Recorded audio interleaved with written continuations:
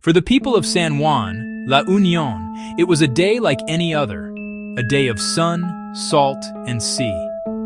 But just over the horizon, a force of nature was building, fed by a warming ocean. And a tragedy, years in the making, was about to unfold.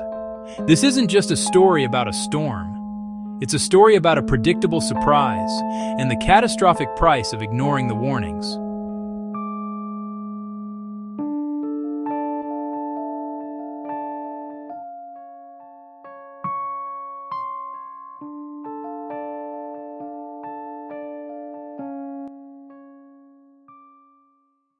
What happens when the greatest threat isn't the storm itself, but the systemic failure that left millions of people defenseless?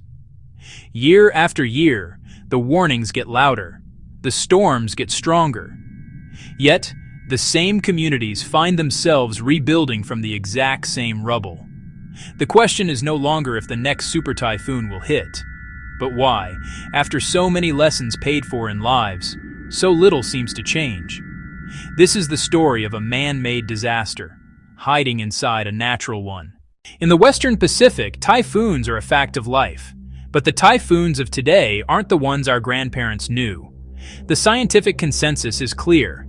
Climate change, driven by human activity, is making these storms stronger, wetter, and more destructive.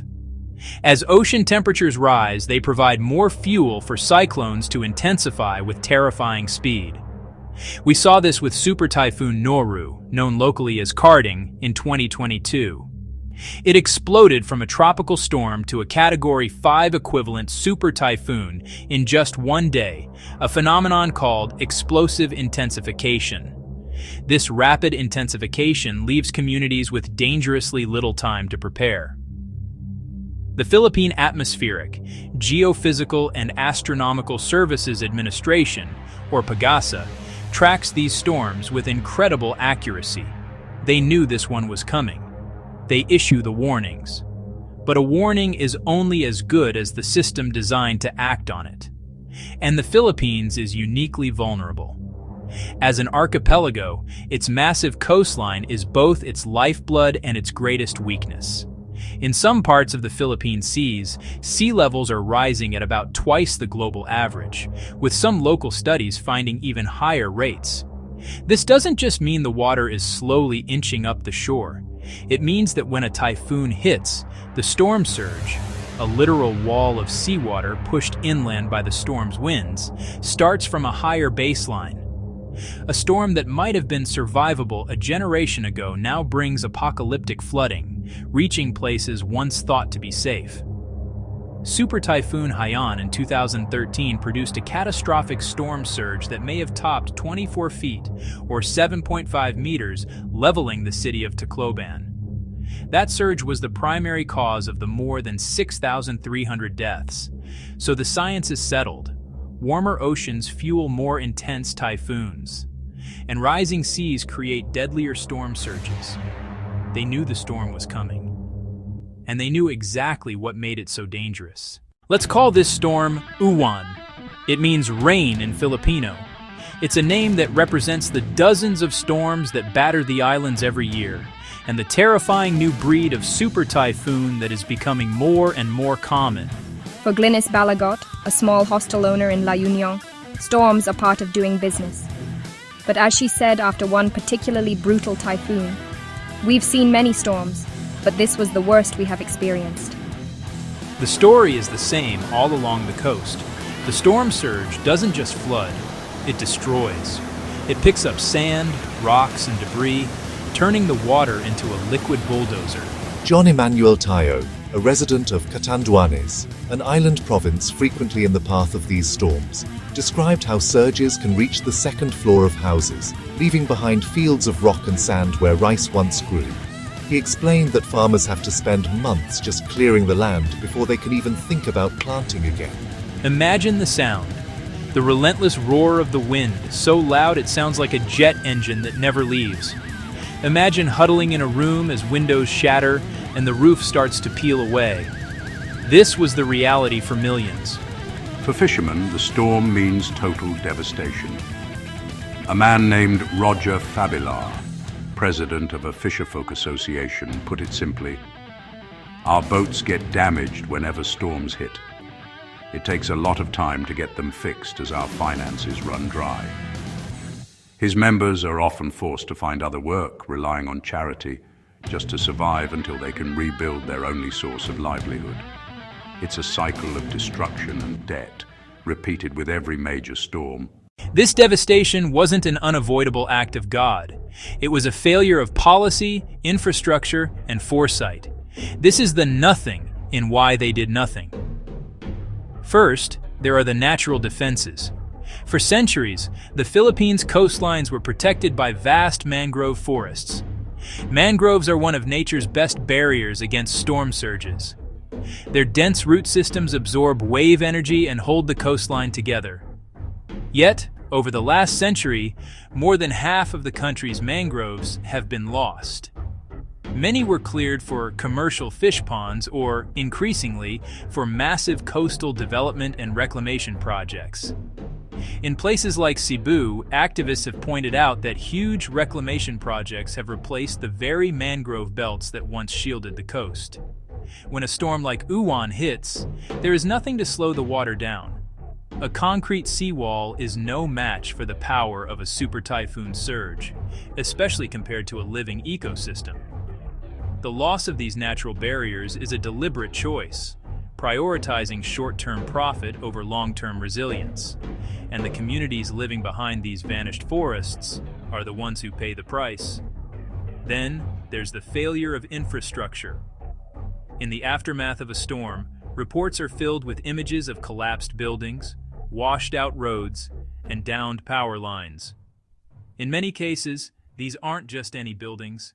They are designated evacuation centers that prove to be just as vulnerable as the homes people were told to flee. The story of Super Typhoon Haiyan is a horrifying example, where government-designated storm shelters were simply swept away. This points to a deeper problem, a systemic lack of investment in resilient infrastructure. The funds allocated for disaster risk reduction are often a fraction of what is needed. When budgets are cut, it's things like reinforcing school buildings, building truly storm-proof shelters, and maintaining flood control systems that are the first to go. And finally, there's the failure of communication. While Pagasa does an excellent job of forecasting a storm's path and strength, that warning often breaks down on its way to the most vulnerable communities. During Typhoon Haiyan, many people in Tacloban heard the warnings for a storm surge, but they didn't fully understand what it meant. They expected flooding, not an ocean that would rise over 20 feet and swallow their entire city. This gap between the scientific warning and public understanding is a critical failure point that has been exposed time and time again. The numbers tell a story of staggering loss. A single super typhoon can affect over 1 million people.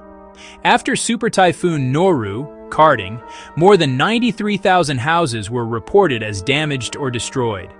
The damage to agriculture alone was estimated at over 3.1 billion pesos, or more than $50 million, impacting over 100,000 farmers and fisherfolk. For those who rely on the land and sea, it's an existential blow. Entire harvests are wiped out. Fishing boats, a family's life's work, are smashed to pieces. The recovery is slow and agonizing. Power can be out for weeks, clean water can be scarce, and livelihoods can take years to rebuild, if they ever are. But in the rubble, something else emerges, a story of incredible human resilience. Neighbors helping neighbors, sharing what little food and water they have. Fishermen working together to salvage what they can of their fleet. Communities coming together to clear debris and rebuild homes, often with little to no outside help in the immediate aftermath. Survivor Ara Joy Pacoma, who endured Haiyan, wrote about this spirit of unity becoming a wellspring of resilience. This resilience is a testament to the strength of the human spirit. But it should not be an excuse for government inaction. Communities shouldn't have to rely on their own grit to survive disasters made worse by systemic neglect. Resilience is necessary, but it's not a substitute for justice. When you zoom out from the story of a single typhoon, a deeply disturbing pattern emerges.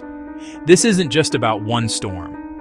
It's about a system that is failing its most vulnerable people. The Philippines is on the absolute front line of the climate crisis, a crisis it did very little to create. Industrialized nations have emitted the vast majority of the greenhouse gases that are now supercharging these storms. This is where the conversation turns to climate justice. For years, developing nations have argued for the creation of a loss and damage fund, a mechanism to make wealthy, high-polluting countries pay for the irreversible damage that climate change is inflicting on poorer nations. That fund was finally established at COP27, a major victory after decades of pressure. But its implementation is slow, and the funds pledged so far are a drop in the ocean compared to the scale of the destruction. The problem is compounded by issues at the national level. Allegations of mismanaged climate funds and corruption have plagued disaster response in the Philippines for years. When money that's tagged for building stronger seawalls or reinforcing schools is lost or diverted, the consequences are measured in lives. It creates deep-seated distrust and exposes communities to the full fury of the storm.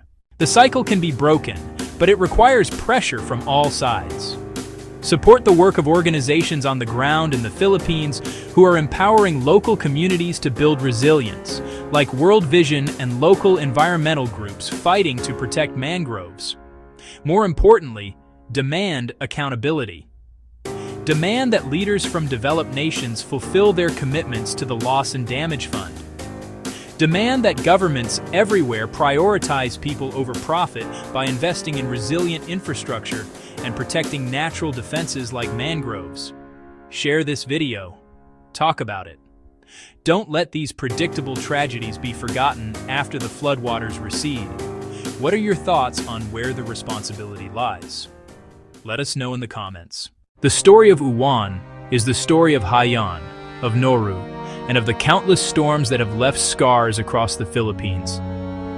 These are not just natural disasters, they are man-made catastrophes. The science gave a clear warning.